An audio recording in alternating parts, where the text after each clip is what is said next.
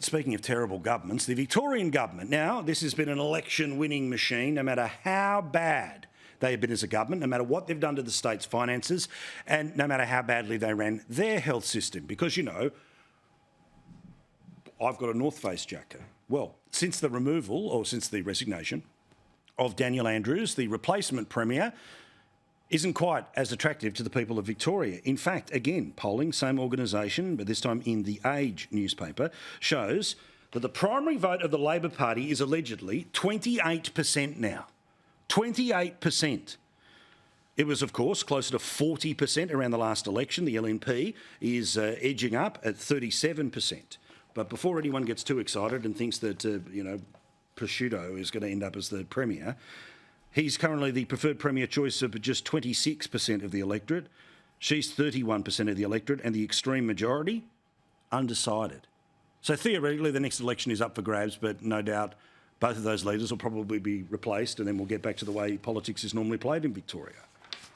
But one thing I wanted to update you on that we brought to you over the past couple of nights was, of course, that the treaty process, which is playing out in Victoria right now, is one where things are put on the table, and then as soon as anyone reports about what's put on the table, everyone pretends there's nothing to see here. However, the government has said they will not rule anything in or out when it comes to the treaty negotiations.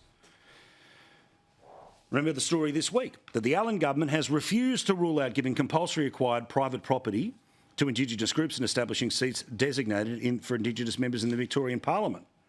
Now, Auntie Jill, remember Auntie Jill? We spoke about her previously when her 10-point suggestions, which among other things were interest-free loans and no rates and no taxes effectively for Indigenous people to be paid. And then after we reported it, she turned around and said, oh, no, that's not an idea, it's not happening. She's turning around and saying that the compulsory acquisition thing, definitely not happening.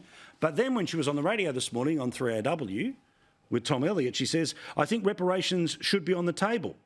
And it might not be in the form of money. It may well be in the form of empowerment. It may be by the way of land. But then she goes on to say, no, it definitely won't be about the acquiring of private property.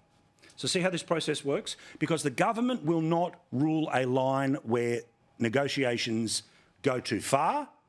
Everything's on the table. As soon as anyone reports what's on the table, it's quickly taken off the table. And then when nobody's looking, it goes back on the table. All in all, a bad look, a bad reality, and a bad government that it would be feeling like as they're trying to write some history, either on their way out or on their way to a fifth term. Will they sign up to a bad deal? Probably.